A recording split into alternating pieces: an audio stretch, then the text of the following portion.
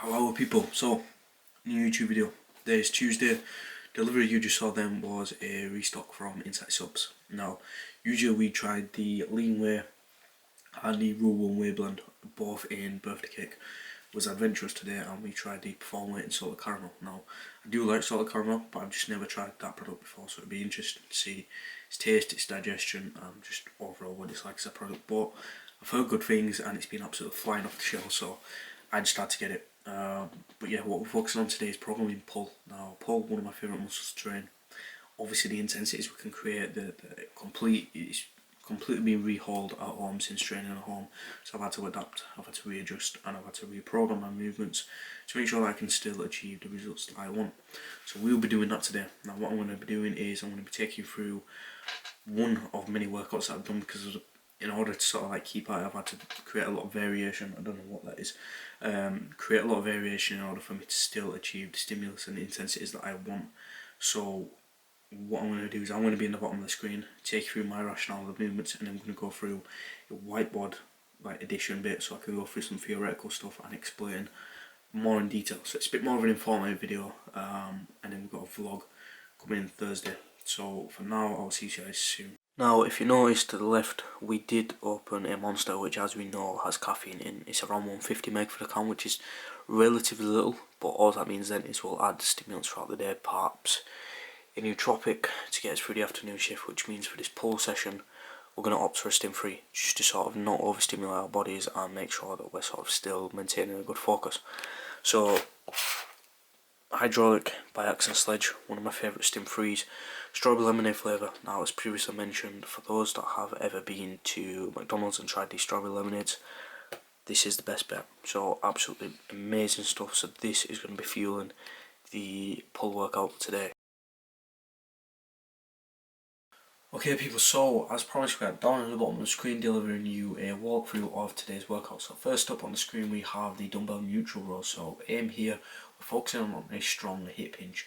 So you'll notice with most exercises I always do what's called a feeder set, and then I will progressively get heavier. What this does is it allows me to warm up, it allows me to sort of get blood into the muscle and just generally get a better internal feel of the movement. And I will do this for most movements, or at least the first sort of like 3 to 5 going into the session, as they're the ones I like to prioritise. Now you'll notice I'm very limited for kit. So obviously what I mean by this is I have access to the squat racks, the heavier dumbbells. Like my kit, my itinerary is literally 2 20kg dumbbells that are obviously interchangeable down to 10s, resistance bands, occlusion bands, and 2 cuffs with carabiner clips. So me getting creative with this workout is key and pivotal in order to still make progress. So that's why we're sticking to a lot of basic movements. Now the resistance band single arm row, which you see on the screen either soon or have seen, was actually very effective. It felt amazing because the idea was, because I was that much in a sort of like a bent over angle position, I was able to create tension on the band. And the issue what I've had with bands is there was only tension at certain points in the movement, such as like the eccentric, the fully lengthened or fully shortened. With this movement there was tension consistently throughout. So what did this replicate? It replicated a cable machine that we would generally see within a gym. So this sort of replicating a normal routine has been very beneficial. So for example, I'm using the dumbbells to replicate what I do with a barbell, or using certain training techniques that will replicate what I would do in the gym. The resistance bands are there to like sort of replicate the cable machines, and that movement worked very well. We did finish off with biceps, so it was ideal, like a 3 to 4 back movements of rows, and it wants 3 to 4 bicep movements. Now we did do the occlusion work. So for those that don't know, occlusion work is basically where we tie bands or sort of like strips almost sort of thing that go around the upper humerus of the arm, so it's just below the delt, and then from there what we do, blood comes into the muscle but it doesn't go out of the muscle. So what we're doing there is we're focusing on muscle damage, which is one driver of hypertrophy. Now ideally you want to make sure that these bands are too tight, and say if it was at a scale of 10 you'd want them around a 7 out of 10. Don't keep these on for a long time. If you do feel any numbness, instantly take them off and discontinue the exercise.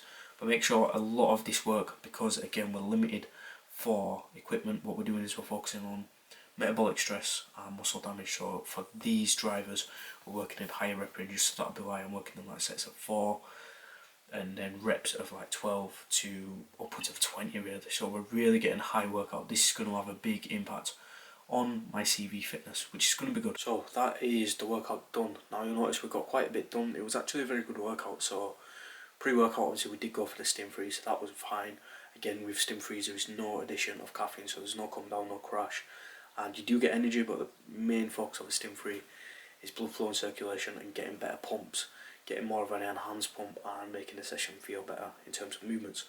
So that session was one of many. I'll more than likely do a pull part 2 to which we'll do different movements, because again we're limited to it, so it's been a good but a blessing in disguise in order to try new movements and sort of see what works, what doesn't work. For example, some of the lat movements was just straight up poor. You know, the tension that we can create is absolutely minimal, and we can mess about with tempo all we want, but ideally there's not much lat work we can do when it comes to banded stuff, because again it's sort of like finding an anchor point, and then from there we've got to find the tension that we need to create in order to get the muscle through its full range of motion. And those single arm works, it just wasn't really working.